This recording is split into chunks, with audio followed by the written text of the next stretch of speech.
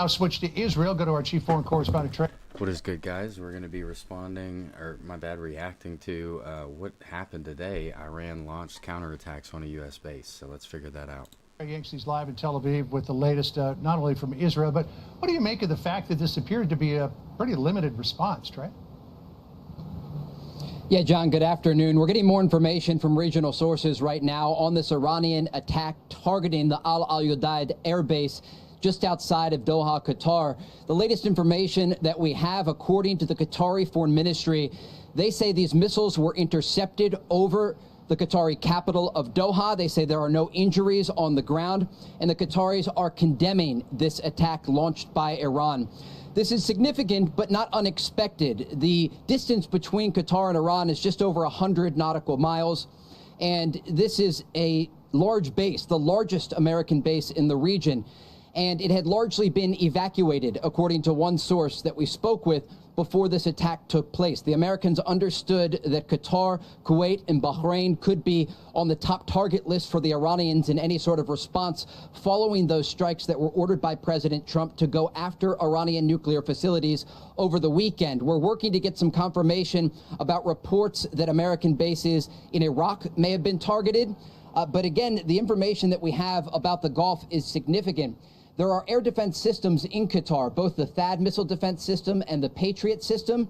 And according to some initial video that we reviewed from sources in Doha, it looks like, if not all, but the majority of these incoming missiles were shot down overhead. In terms of what led up to this, we know earlier today the U.S. Embassy in Doha sent out an alert to American citizens in Qatar to shelter in place. Shortly after that, the airspace over this country was closed. You could see on flight radar maps a number of flights diverting to other regional airports. And again, that condemnation coming in from the Qataris. We're also monitoring Iranian state media at this hour, who says that they launched this attack, calling it the Annunciation of Victory. Iranian state media also saying their military says this was a devastating and powerful attack. This is not unexpected propaganda to receive from the regime in Tehran, but again, an indication that the Iranians are looking to save face following this U.S. strike that went after their nuclear facilities over the weekend.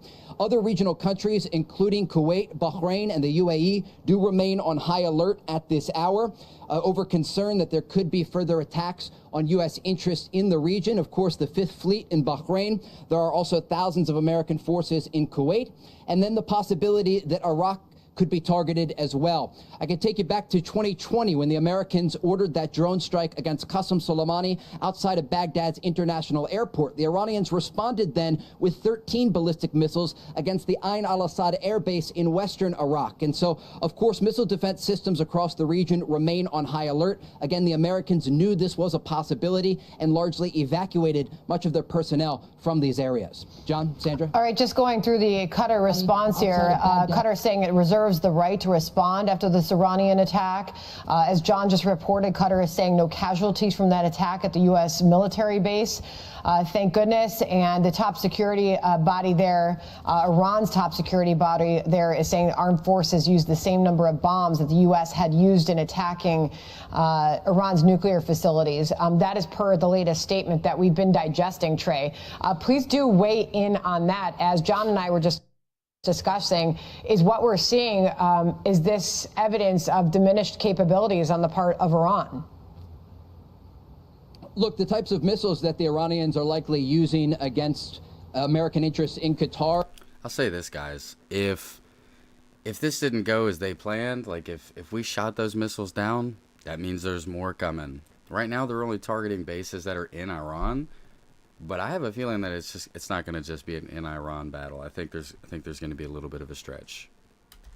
As Jennifer noted, are some from their shorter range arsenal, cruise missiles or possibly medium range ballistic missiles, but not the same missiles that they were using over the past 11 days to target major Israeli population centers. A Qatari source just sending me another statement that I do want to just read here live.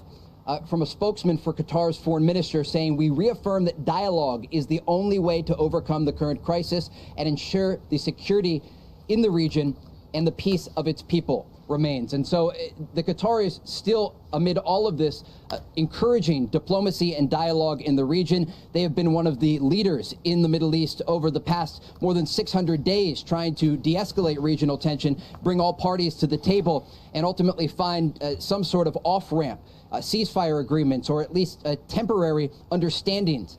But as this war develops between Israel and Iran, there is concern that this could spiral and continue, because we heard from President Trump directly, we heard from Secretary of Defense Pete Hegseth, that any attack on American interests in the region would be met with a response. Everyone from American officials to... That's what they said. Bro, that's literally what they said. The message that we got from the Iranian government was, if we strike one of their bases, then we're gonna feel the retaliation. So you're gonna tell me that's what we're telling them too?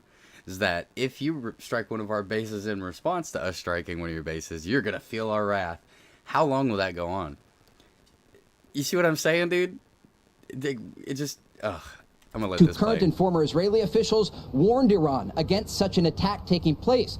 Now, while this is limited in nature, it certainly does bring this entire conflict into a new chapter and raises questions about how the Americans might respond to this direct attack on their largest military base in the Middle East. This is a base that normally houses around 10,000 U.S. personnel. We have reported from the Al-Udaid base just outside of Doha. It's about a 30-minute drive from the U.S. Embassy in the Qatari capital. And it's a place where there is a lot of coordination for U.S. Central Command. You might remember back in 2021 when those evacuation flights were taking place. Many of them were landing from Kabul, Afghanistan to Doha, Qatar at this airbase. And so it's a base that was built in the late 90s. It cost around $1 billion to build. And it is still owned by the Qataris, but it is, again, the largest American base in the region, and there is close coordination for U.S. Central Command done out of this base. It was largely evacuated before this took place, and again, according to a spokesman for Qatar's foreign ministry, no one was injured in this missile strike launched by Iran. But again, this shows that the Iranians are willing to respond directly to American interests in the region. And even before the war between Israel and Iran erupted 11 days ago, with this Israeli strike starting against the top IRGC officials, Iranian nuclear scientists, and of course Iran's nuclear program, the United States was preparing for this possibility. You might remember about 2 weeks ago, President Trump ordered a partial evacuation of the U.S. Embassy in Baghdad. There was a voluntary evacuation for the dependents of U.S. Embassy personnel and military spouses and children in places like Bahrain and Kuwait. The United States understood that as a war would develop between Israel and Iran, that U.S. interests in the... All I'm saying there is thank God they evacuated. Thank God. Region could come under attack. And of course, with those U.S. strikes against the Iranian nuclear facilities, those 3 facilities over the weekend, the officials here have been bracing for such a response. Israeli officials, though, remain on high alert, understanding that this is certainly not the end of Iranian response as it relates to Israel. But as for American forces in the region, again, the latest information that we can report attributable to Qatari officials is that there were no injuries in these strikes that took place just earlier this hour. And there is initial reporting coming in right now from the New York Times indicating that Iran coordinated the attacks with the American air base in Qatar. And Qatari officials gave advance notice that the attacks were coming to minimize the casualties. Again, that information attributable to the New York Times, but this is not surprising because they did a very similar coordination back in 2020 in response to the killing of Qasem Soleimani, that drone strike that President Trump ordered. This was meant to contain possible escalation in the region. And so we'll work on matching that reporting from the New York Times. All right, we'll say something about that. It's meant to contain possible escalation in the region. And so, no, I get this. Look, if you think Iran's building nuclear weapons and you're trying to stop them having nuclear weapons because you know they're the most likely to pop off with them, starting the war early does not solve that, dude. There's so many different ways. I don't know. I feel like there's just a little preemptive. I think we're just showing our colors here as the U.S. Alex says, hey, man, who should win the NYC primary tomorrow? Cuomo or Mandemi? I don't know. I don't know, brother. I don't live in NY. I haven't been paying attention to that. Whoever you think is best, honestly, I trust your guess. But it would not be surprising that the Iranians wanted to coordinate their response as to not drag more officials and militaries in the region into the current war that is escalating between Israel and Iran. Guys? You know, as you're on the air, Trey, and you probably can't see it, we're getting some pretty spectacular footage of the missile intercepts there. We don't know if it was all just American Patriot missiles or if there were other anti-missile devices that were sent up into the sky as well, but it's looking very much like Israel did over the last couple of weeks. Apparently, the Iranians have given this a name, Operation Fatah's Blessing, against the American Al Udeid air base in Qatar. This question to you. So we saw the response at the Al-Assad air base, and somewhere up to 17 missiles fell on the Al-Assad air base. The fact that this was very limited, Iran says we matched the number of missiles to the number of bombs that were dropped on Iran. We had a number of 6 given to us by the Israelis, which would be far below the number of bombs that were dropped on Iran. I mean, does this suggest that this is merely a symbolic response so that the Iranian regime can say we punched America in the nose, whereas really, I mean, they didn't even ruffle a hair on our forehead? And see, motherfuckers saying stuff like that is what's gonna get a bigger attack, bro. If they just tried their best to break out one of our bases and they didn't get it, I don't think the first thing we should say is, "Hey, well, I didn't feel that." Bro, we're asking for it. We're asking for it. Yeah, absolutely. And they do this often to try and contain possible escalation in the region. We were on the ground in Baghdad, Iraq, when that other ballistic missile attack took place back in 2020. And there was an understanding that American interests could be moved. There was a warning to U.S. troops to prepare to get into shelters. There were a lot of minor injuries for forces then from the blast of those missiles back in 2020. But this coordination does take place to try and contain escalation. And in terms of Iran's capabilities across the region, it's important to remember that Iran still, despite the fact that Israel and the United States have gone after Iranian interests within their own country, and the Israelis have gone after these ballistic missile launching positions and other IRGC capabilities, weapons storage facilities, for example, the Iranians still have the ability to operate from other countries. They can, through their proxies, these Iran-backed Iraqi and Syrian Shia militias, launch limited attacks with missiles and rockets toward American interests in the region. And there are no reports indicating that that has taken place. And so Iran still has the ability to ratchet up the pressure against American interests in the Middle East. But it appears here they are trying to coordinate some possible response as to not drag the United States more directly into the fight. There's an understanding that the Americans have a capacity and they have weapons that the Israelis do not have, and a willingness, if American forces or interests in the region come under attack, to get more directly involved in the fight. And the regime in Tehran has been extremely weakened following the 11-day campaign that the Israelis have launched not only against their nuclear facilities, but also against top IRGC officials. Remember, in that opening wave, the Israelis took out nearly the entire chain of command for the IRGC Air Force commanders in the Iranian capital of Tehran. We've spoken with top Israeli intelligence officials who have described to Fox News how they are systematically hunting down Iranian officials. And this gives you a sense of how their military chain of command has been decimated over the past week and a half. And so they're still able to coordinate this response.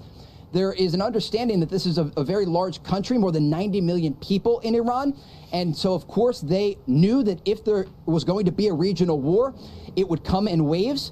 And so they have capabilities. They still can target U.S. interests in the region. But again, it appears today that they've tried to limit this with just targeting initially this U.S. base just outside of Doha, Qatar.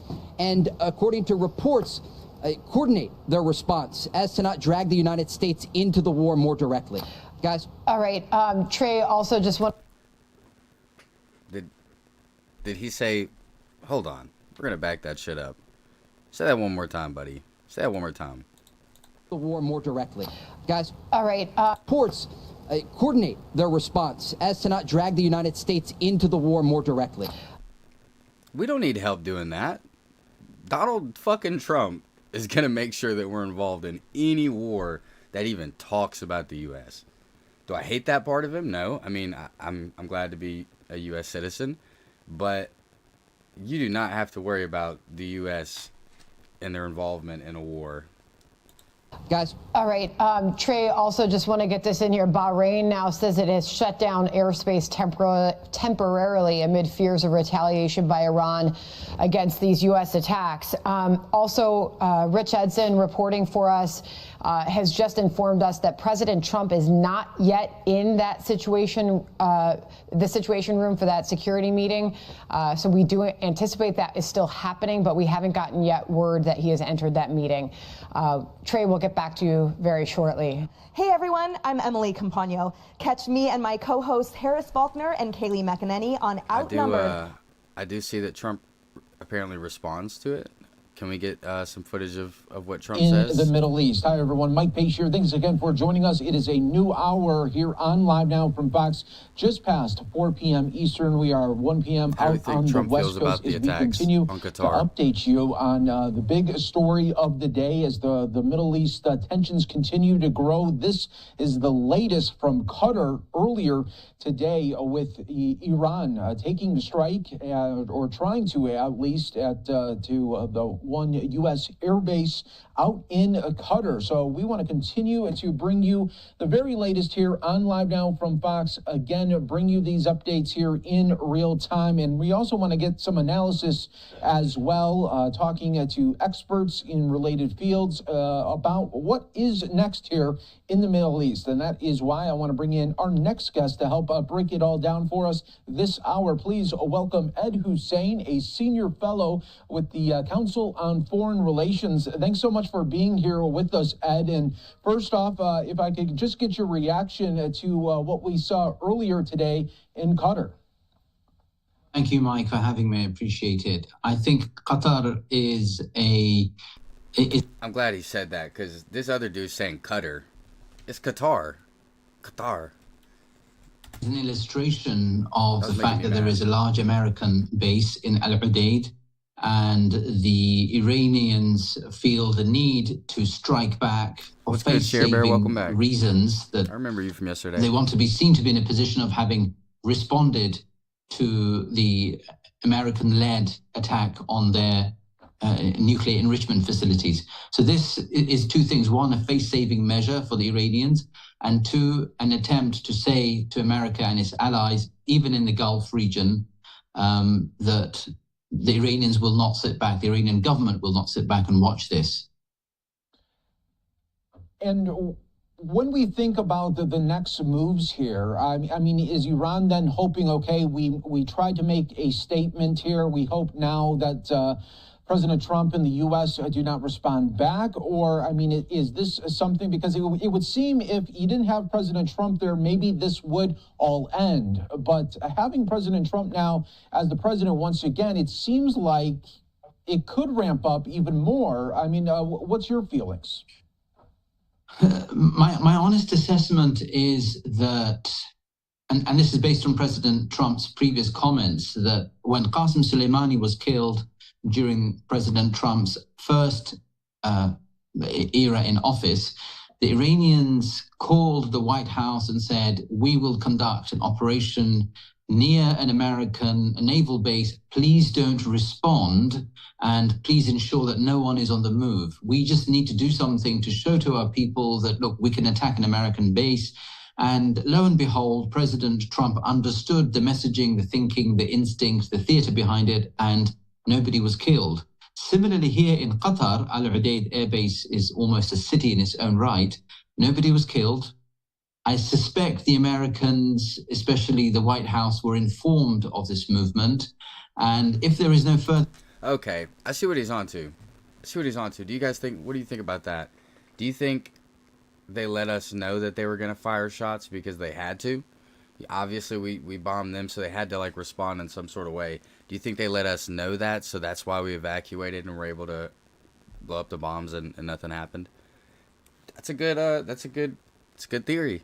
It's a good theory. Further escalation. This may well be the end of the matter for now, but my fear isn't so much what President Trump will or will not do. I think he's wise enough, considerate enough to understand that this was a requisite move, and America, by all measures, has done what it wanted to do, again with no loss of American lives, destroying the American nuclear program. My concern is this: is there an internal attempt inside Iran to remove the supreme leader, Does the Supreme Leader die for other reasons? Are there other intelligence operations led by the Israelis and others that we don't know about inside Iran? Does something happen inside Iran that causes a scenario that forces escalation?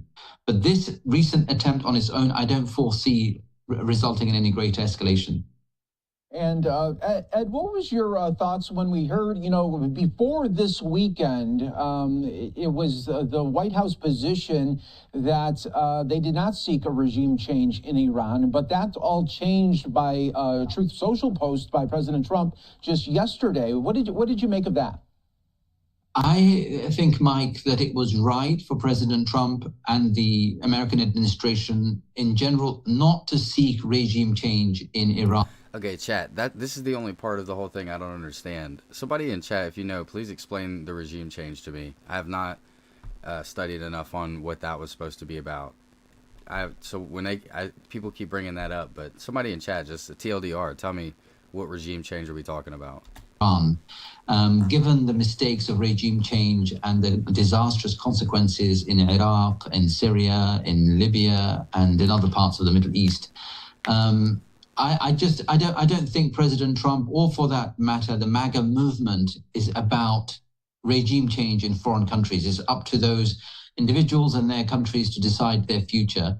I also think it's dangerous for Iran to have a regime change that's imposed by either America or Israel, for the simple reason that the Iranian composition is Persian, is Arabic, is Baluchi, is Azeri, and you open up an ethnic tinderbox, and it's not in American interest, or I'd argue even in Israeli interest, to want to get involved in a country that is so complicated, so ancient, and so on the border of so many of our allies and so many military and naval bases, that it makes very little sense. It's in our interests and in the Israeli interests to minimize chaos in Iran and to ensure that the Iranian mullahs, the fanatical Islamists, don't have a nuclear weapon. We've ensured that. So I think from our perspective, from a Western and an Israeli perspective, mission accomplished. Let's just scale back. Let them have a few pops at a few military bases, as long as there's... Okay, I see Insidious says that the regime change is just changing the leadership in Iran. But, okay, I get that. What is my question is, like, what does the U.S. have to do with that? How are we a part of the regime change? I keep hearing that maybe we were supposed to kill somebody, or I don't know. Like, how is the U.S. involved with the regime change? Or are we at all? No damage done to American lives and American interests. We should be wiser as per American. Yo, Jew, appreciate it. Welcome in, my man. Thank you for the sub on YouTube. And President Trump's conduct so far, he's been very clever, very shrewd, very sharp. No leaks. The execution has been much smoother than the Biden administration's withdrawal from Afghanistan, for example. So let's continue in that spirit.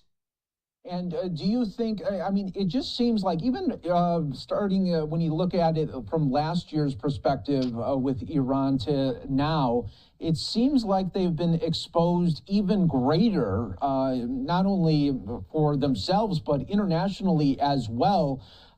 Is there any way that they could still come to the table and try to work something out? Or is it just right now, they're just trying to save face the best that they can?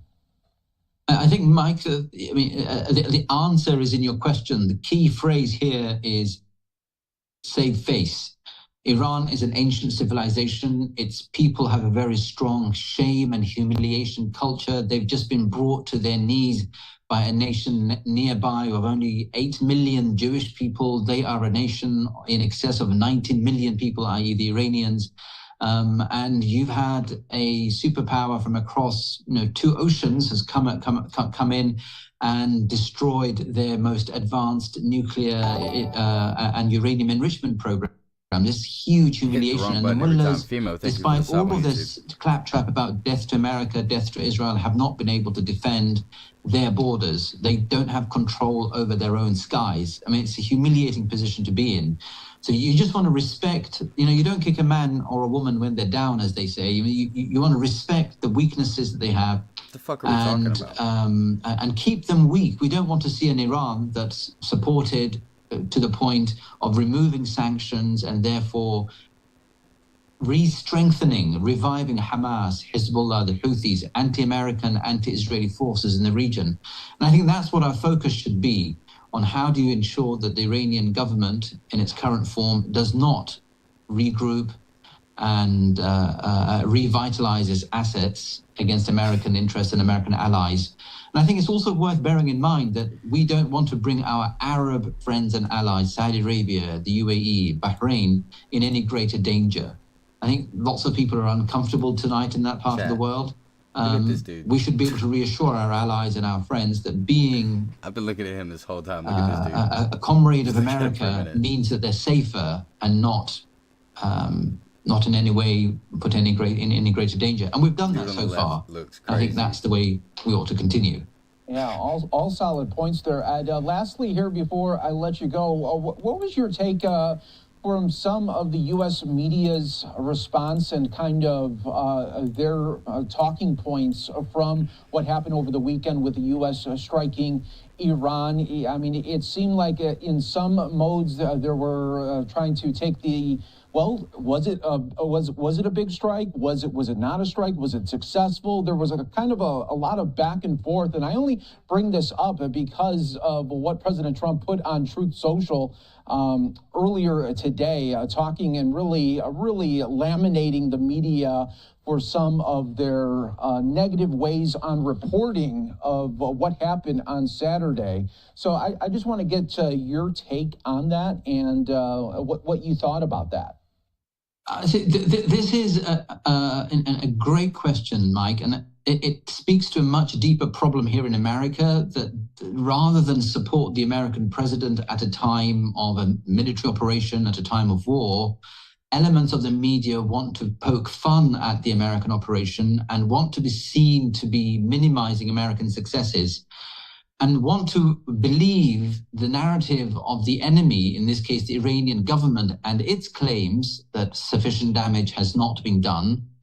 You know, it tells us something about the moral compass of some journalists who would much rather believe America's enemies than believe America's allies and the American president and the American intelligence assessment. And those three indicators, i.e. Americans, intelligence agencies, America's president and America's allies, have confirmed that significant damage was done.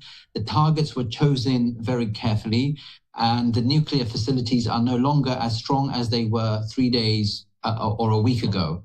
Now, that is success, and that success should be celebrated, and American military officials should be saluted. And no lives have been lost, and Iranians and the Iranian interests in the region have been weakened. And I think journalists have a moral duty to recognize that we've averted A, nuclear war, and B, American lives have been saved, and C, our allies and friends in the region, Arabs and Israelis, feel safer, and D, our enemies, i.e. the Iranians, Hamas, Hezbollah, Houthis, feel weaker. That should be the narrative, rather than navel-gazing and saying, President Trump's operations somehow have not achieved what they sought out to achieve.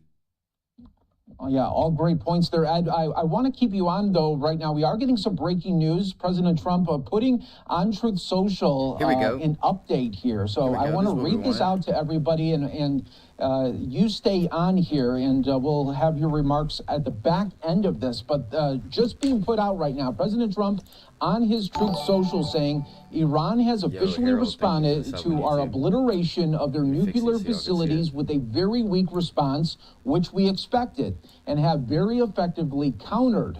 There have been 14 missiles fired, 13 were knocked down, and 1 was set free because it was headed in a non-threatening direction. I am pleased to report that no Americans were harmed and hardly any damage was done. Most importantly, they've gotten it all out of their system, and there will hopefully be no further hate.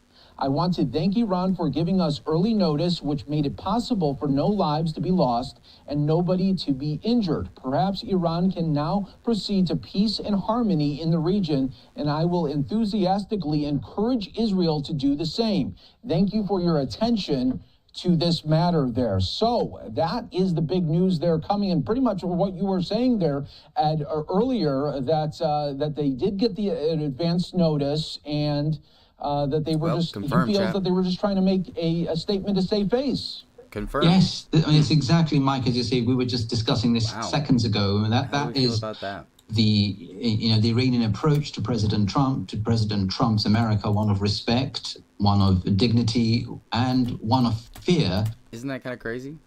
So we knew, like, if we know about it though, how is that a show of force? We were just like, okay, yeah, try to bomb us, and then we shot it down. That's crazy. Welcome in everyone that's just now joining. I see a lot of great points in chat. Let me know your opinions. Make sure you guys like the stream up so we get some more people in here. Because of the unpredictability of President Trump. But don't you just like those tweets when they're ending with "thank you for your attention to this matter"? There's an interesting language there. But I think the key point is that's a Iranians sign up, I think, Ed. Yeah, there's something about it that's really endearing. Thank you for your attention to this matter. It's very businesslike. It's very, very precise. But I think the real line there is the Iranians alerted the Trump White House to this oncoming attack on Al Udeid air base. No lives were lost. The Iranians can pump up propaganda inside the country and say, look, we attacked an American air base. It seems as though now they're ready to de-escalate if they've been in touch with the Trump administration. And it seems as though, from what you've just read, President Trump is now saying to the Israelis and to Bibi Netanyahu, it's time to now de-escalate, bring the war down, and the Iranians want to talk. The Iranians want to engage. Be that via Turkey, be that via the Europeans, or be it directly, we will see in the coming days. But as things stand now, Mike, God forbid that there should be any unexpected developments, or the Iranian Supreme Leader dying, or an internal matter in Iran that we can't foresee. It looks, for the moment, we're reaching a place of sanity, and let's be open about this. American victory. Yeah, very, very true. And I mean, it seems at this moment that everything, the tensions, even when I just read that through, that it seemed like it was lowered to such a way. Now, okay, so it seems like if the U.S. and Iran are somehow on the same page, does that automatically mean that Israel will too? Or will they have their own agenda still and want to maybe pursue? My fear is that Israel has huge numbers of operatives inside the country. My fear is that there's a rogue operation of some sort against the supreme leader. My fear is that there are components inside Iran that think that the government is now so weak, it's time for a revolution of some sort. My fear is that there are elements that inside the IRGC or elsewhere that just feel so humiliated that any surrender from the top guns inside Iran does not cater to their sense of loss in Israel, in Palestine, in Yemen, in Iraq, in Syria, in Lebanon. I mean, they've lost on every front.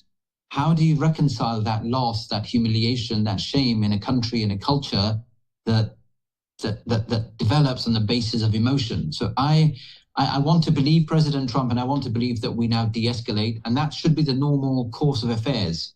But we should not discount or disregard the possibility of a rogue operation in the coming days, weeks, and therefore, you've got to thank God that someone like President Trump is in the White House that can look at the situation and know his priorities, know his friends from his enemies, and then realize that no amount of attempts to derail where we are now, a sense of calm, a sense of peace, a sense of balance, should force any greater American action.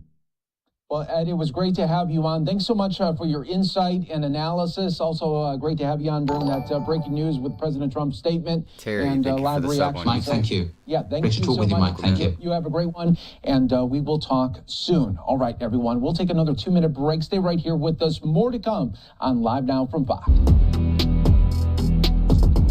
All right, guys. So All right, everyone, welcome back here to Live Now from that was a quick 2 minutes. Thanks again for being with us here. Very, very fast-moving hour right now as we take you out to the White House, where President Trump finally just made some big announcements. This is what give me some video footage that I want to bring to your attention right now. So this is a series of truths that he did put out, saying that regarding the attack today at the American base in Qatar, I am pleased to report that in addition to no Americans being killed or wounded, very importantly, there have also been no Qataris killed or wounded. Thank you for your attention to this matter. Okay, so he puts there out there thanking Qatar as well. But then look at this one. This is the one that is making big news right now, as he says, Iran has officially responded to our obliteration of their nuclear facilities with a very weak response, which we expected. And we have very effectively countered. There have been 14 missiles fired, 13 were knocked down, and 1 was set free because it was headed in a non-threatening direction. I am pleased to report that no Americans were harmed and hardly any damage was done. Most importantly, they've gotten it all out of their system, and there will hopefully be no further hate. Didn't. I want to thank Iran for giving us early notice, which made it possible for no lives to be lost and nobody to be injured. Perhaps Iran can now proceed to peace and harmony in the region, and I will enthusiastically encourage Israel to do the same. Thank you for your attention. Guys, look at our fucking president, dude. This man got on Twitter and said, they've gotten it all out of their system, in quotation marks. Bro, what in the fuck world do we live in? Why is our president so funny? Why is our president a fucking comedian, dude? 2 terms. This is so funny. To this matter, and then he signs it there at the bottom. And then he says this one, congratulations, world. It's time for peace there. So President Trump wanting to take maybe a victory lap right now in what hopes that there will be these de-escalation efforts that we have seen from his post. He's hoping that Israel is going to want to do the same in the region as well. So some big news that was made there. We know that President Trump was in the Situation Room earlier today with his National Security Council and other members of the top brass of the Pentagon to continue to get updates, and they were monitoring it all in real time when this attack was happening at the U.S. Air Base in Iran. So we'll continue to follow those developments for you and so much more on Live Now from Fox. Do want to take another 2-minute break. We'll be back with much more top stories. That's insane. That has to be the funniest thing that I've heard literally all day. Hey, Kit Kat. Okay, this is the one that I was looking at.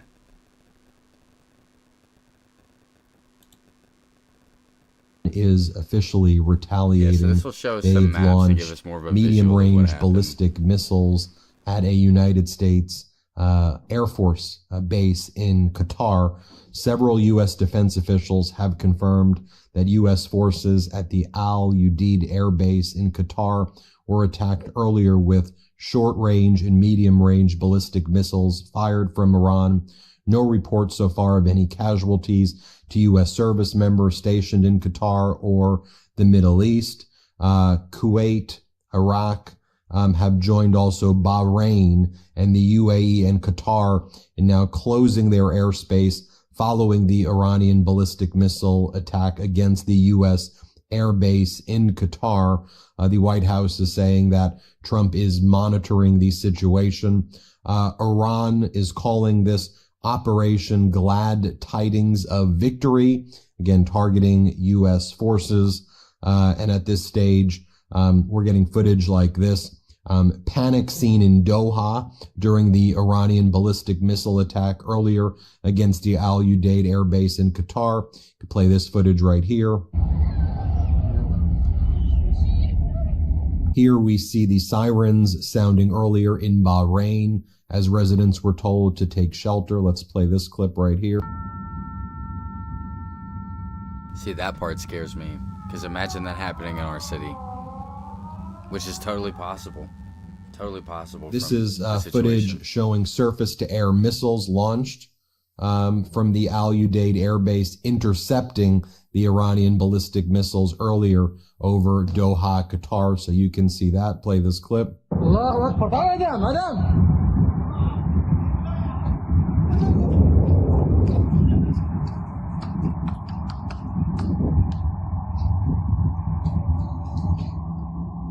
So right now, Trump is currently in the Situation Room. U.S. jets are scrambling over Saudi Arabia right now. The New York Times is reporting that Iran allegedly coordinated the attacks on the American air base with Qatar and Qatari officials and gave advance notice that the attacks were coming to minimize casualties, according to 3 Iranian officials familiar with the plans.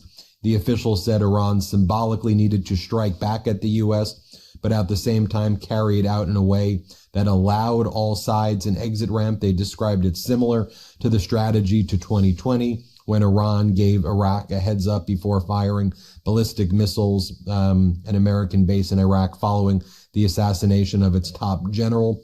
The latest we have is Trump monitoring imminent threats against multiple U.S. bases in the Middle East now. Potential Iranian retaliation against other bases as well. We will keep you posted there as we learn more. I had the opportunity to interview Democratic leader Hakeem Jeffries and also the Democratic ranking member of the House Intelligence Committee, Democratic Congress member Himes, the 2 top Democrats in this area. I interviewed them right before the retaliatory strikes. I want to play for you Democratic leader Jeffries, who talks about how Donald Trump's declaration of war powers is unconstitutional, a violation of the Constitution. Democratic leader Jeffries didn't mince words when I interviewed him. And then Democratic ranking member Himes of the Intelligence Committee. And the news was breaking as I was interviewing him. Let me bring you both of these interviews together now. Let's play them. I'm joined by Democratic leader Hakeem Jeffries. Leader Jeffries, I want to get your reaction to the strikes by the United States of Iran, the fallout, the fact that Trump did not seek congressional authorization and didn't seem to even give any notification to at least Democrats. So what's your response to everything that just happened? Constitution is very clear on this issue that only Congress has the power to declare war and to authorize the type of offensive military action that Donald Trump deployed in striking Iran. Now, Donald Trump was going to have to demonstrate to the American people and to us in Congress that there was an imminent threat that justified his actions. It's hard to imagine that he has the ability to actually prove that, because we've seen no evidence to justify this type of offensive strike. And the problem with it is that there doesn't also seem to be a plan for how to avoid the type of escalation that could result in America being dragged into another potentially disastrous Middle Eastern war, which the overwhelming majority of the American people want no part of at this moment. It seemed that less than 90 days ago, Donald Trump's director of national intelligence, Tulsi Gabbard, testified under oath that there was not an imminent threat of Iran getting a nuclear weapon. Then all of a sudden, it seemed like in the past 2 weeks, behind the scenes, I mean, we would get drips of things happening. You know, things started escalating very, very quickly. And then all of a sudden, these strikes happened. There wasn't even any communication at all with the American people of what was happening. I mean, we get Trump's social media posts online, including this morning, that looks like the rantings and ravings of a lunatic with exclamation points. We'll talk about the one from this morning, but it's unclear what the hell is even happening. I think that's what the hell is happening is a common thing I'm hearing from our audience. The reason that the Constitution, in the wisdom of the framers, gives Congress exclusively the power to declare war and authorize military force is so that there can actually be an informed debate in public that allows the American people, through their elected representatives in the House and in the Senate, to make a decision about what is right for the country, what's in our best interest, what's in our national security interest. And so the failure to have that happen is a high bar that Donald Trump needs to cross in order to demonstrate that aggressive diplomacy, which I've called for, wasn't the right way to go. And what was strange about it all is that on Friday, he indicated that we're going to allow for 2 weeks to take place so that we can see if we can arrive at an agreement related to stopping Iran from becoming nuclear capable, which is a goal that we all share. Iran is a sworn enemy of the United States of America. We cannot allow them to become a nuclear power. The question, of course, is what is the best way to do that? And the moment seemed to call for aggressive diplomacy, not a strike that was not authorized by the United States Congress. Then a week before Trump said that, there was supposed to be, I think, the 6th round of discussions with Iran on the prior Sunday. And then Israel struck, I think, 2 or 3 days before there was supposed to be the 6th round. And then the Trump regime was basically saying, oh, that was all part of our decoy. We said we were doing a 6th round of discussion, but tricked you. And we did this because nothing's making sense. Have you been briefed? Have Democrats been briefed?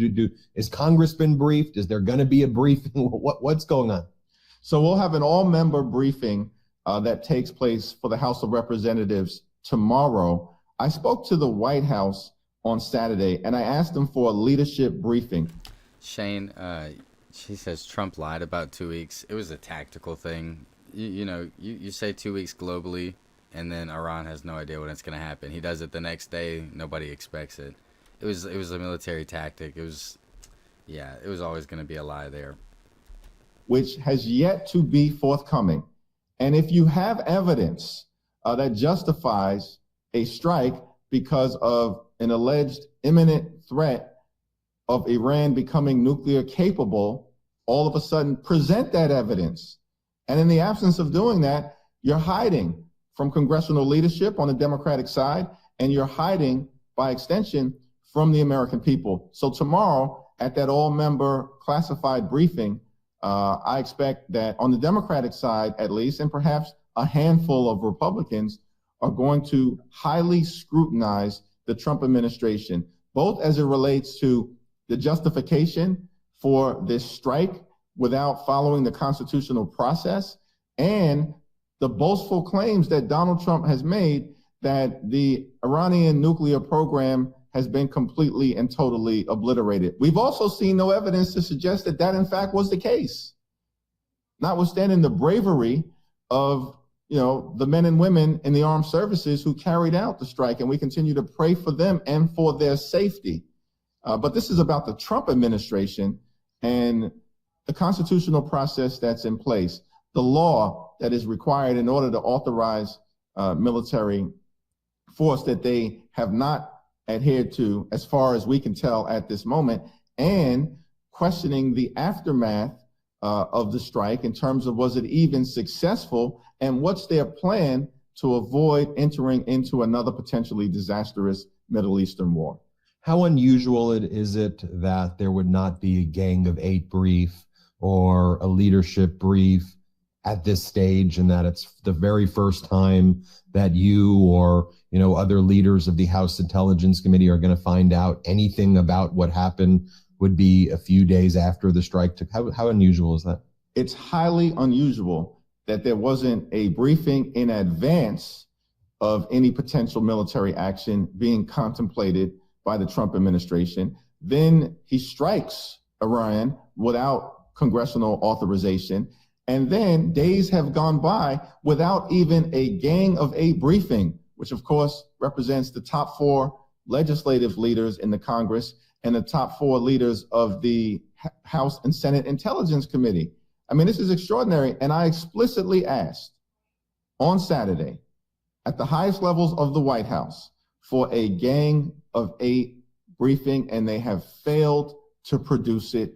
What are they trying to hide from the American people by hiding from the legislative leaders in the House and in the Senate?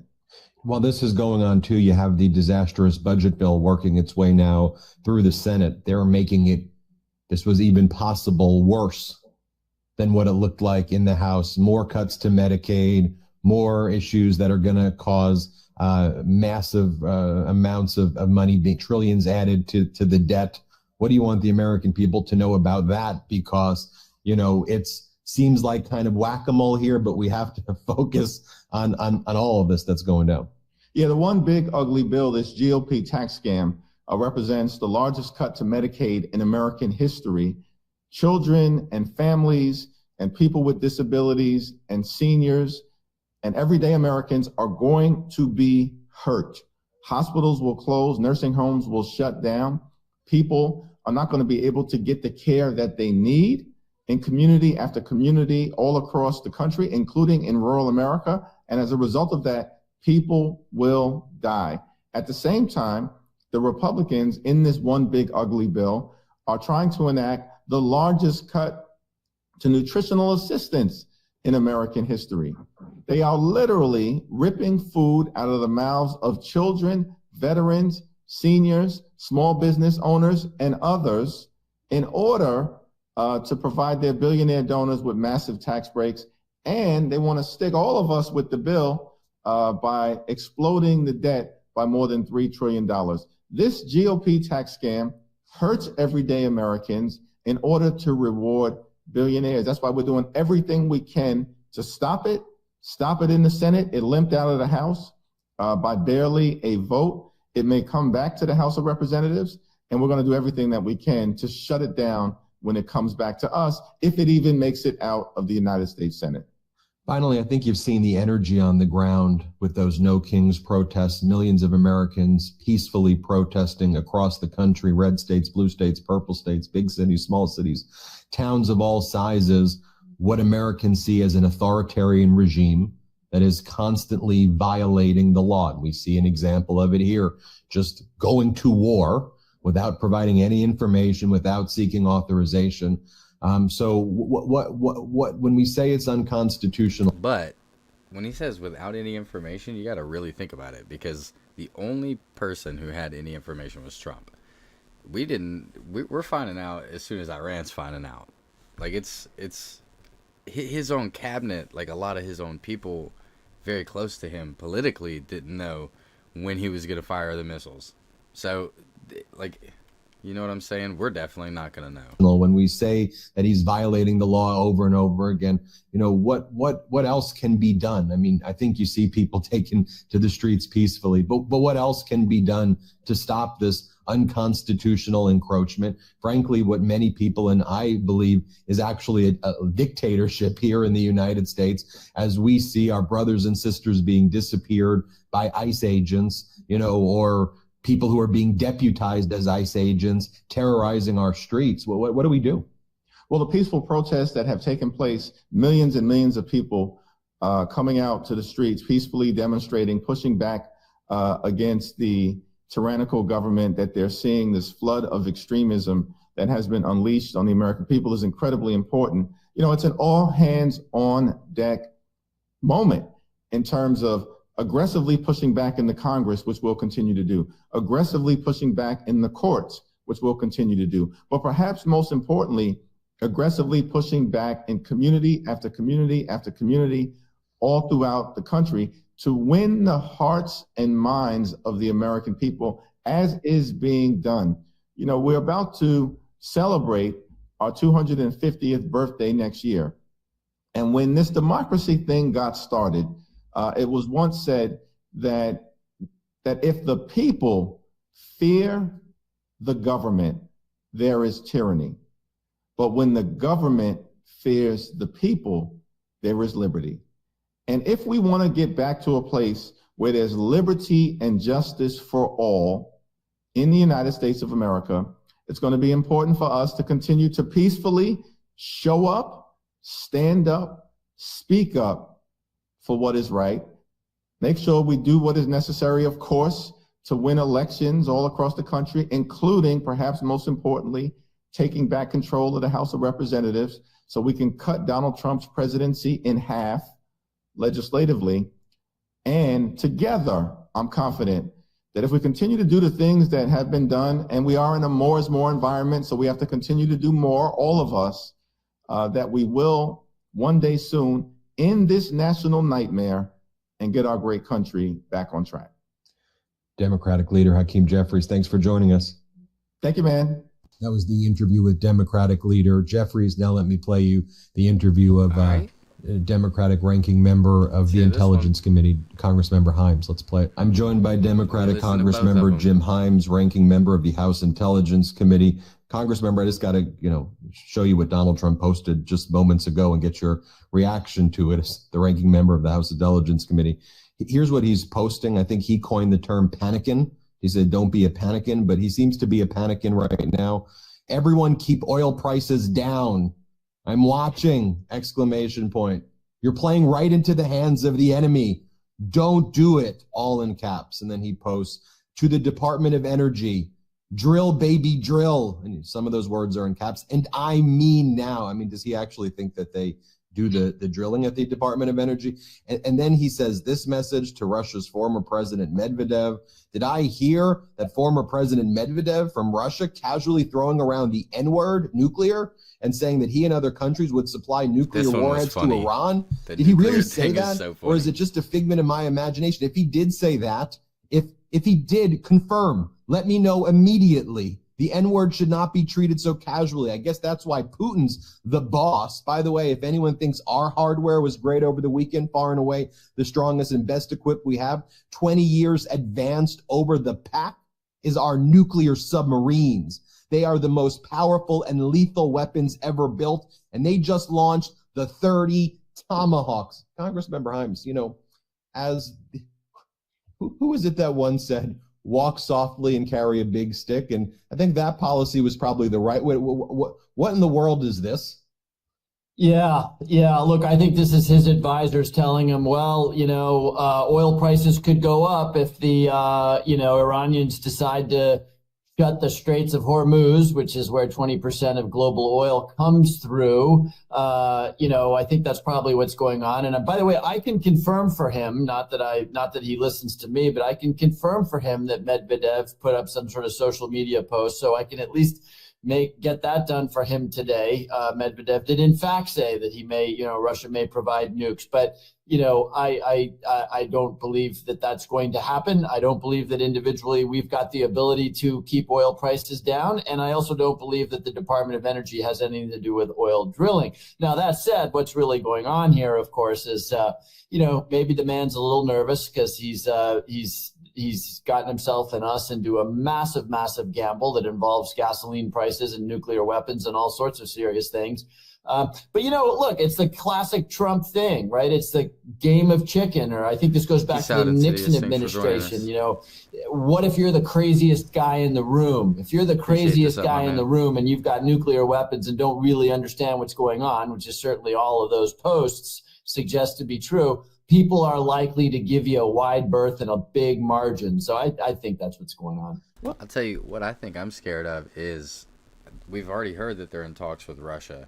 A lot of people think Russia won't provide nukes, but let's have a hypothetical. If nuclear war was to happen, who do you think would be involved?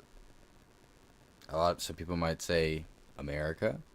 Some people might say Russia.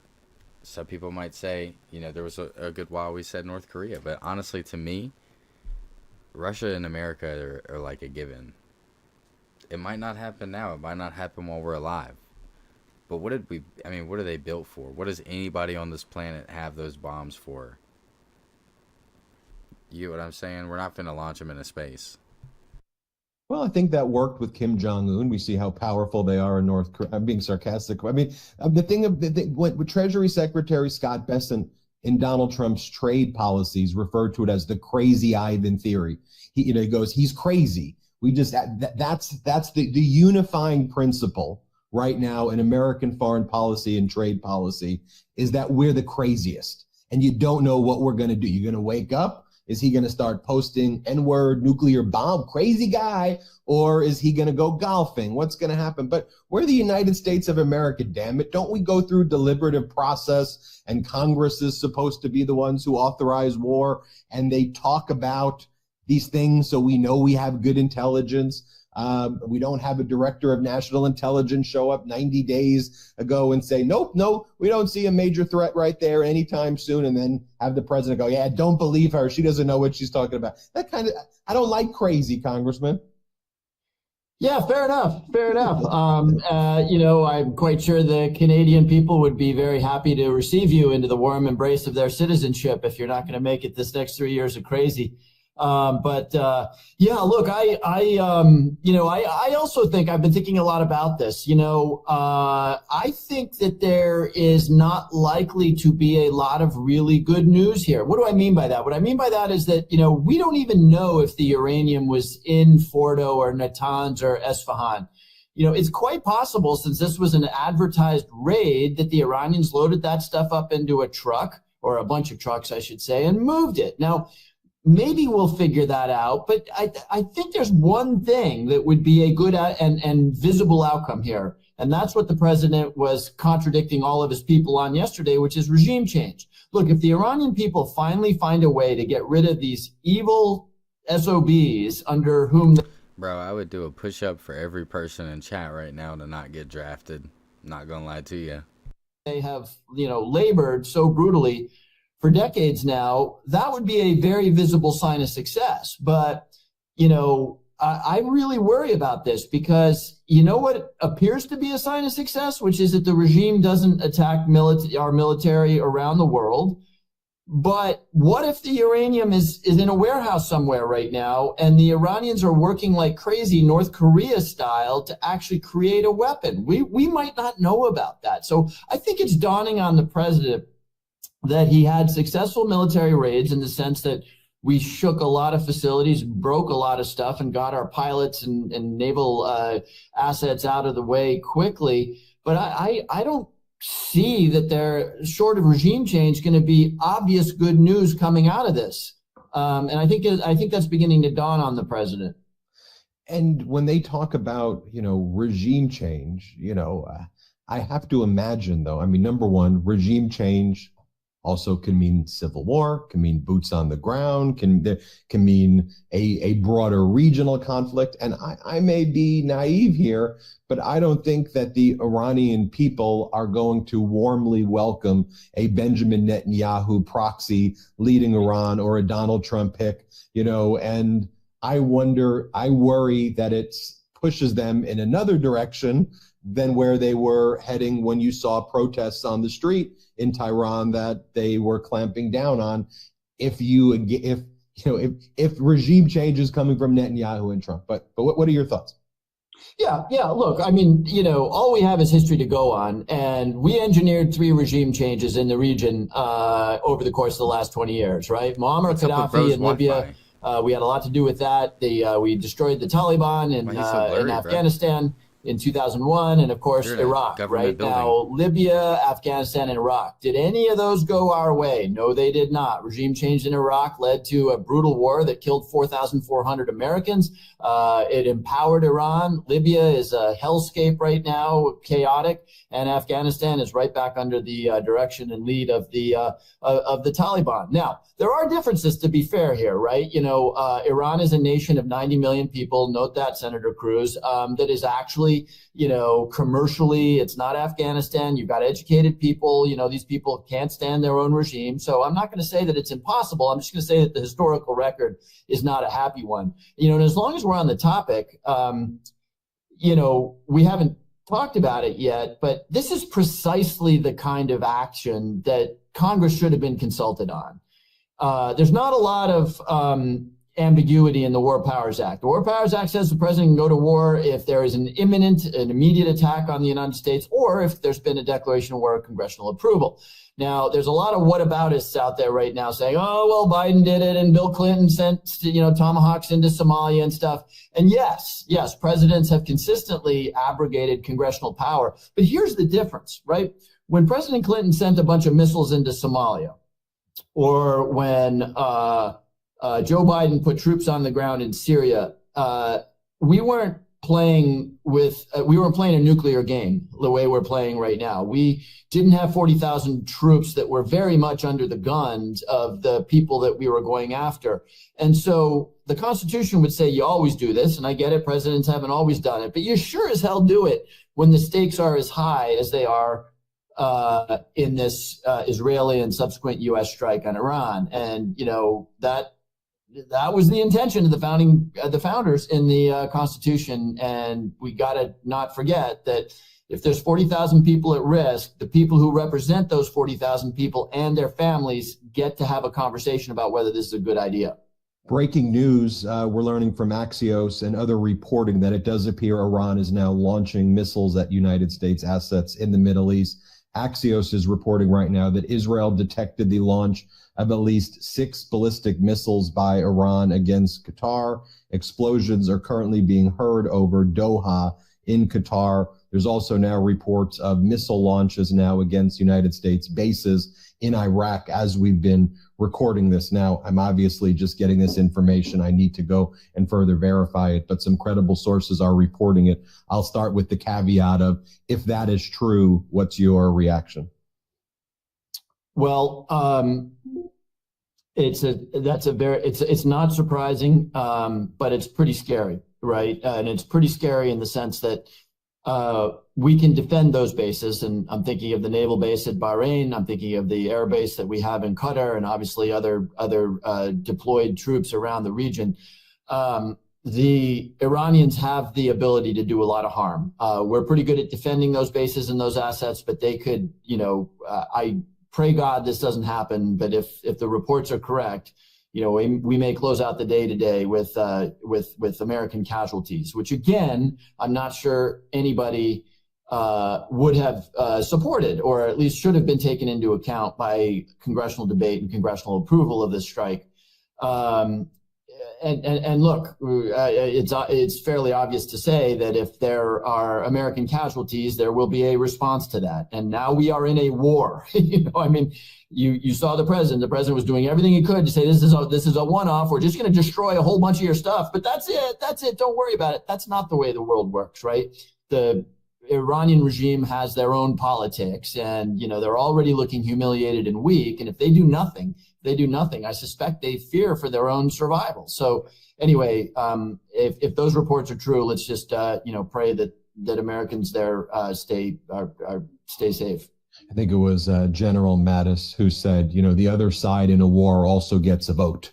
And that's one of the problems in war. Want to get just your final thoughts about, everything right now. Your message to the American people. You're the ranking Democrat on the Intelligence Committee. For everyone, what that means is you're the top guy, the top person on the Intelligence Committee that's usually supposed to be consulted on things like this. You're supposed to be intimately involved in this process. You have a wealth of experience to come to bear, to be helpful, usually to be working with the Director of National Intelligence and people like Hegseth and others, and in normal times collaboratively. That didn't happen here. So what's your overall message? Yeah, look, my overall message is we shouldn't be in this place. We should not have taken an act of this consequence without somebody other than the guy in the Oval Office deliberating.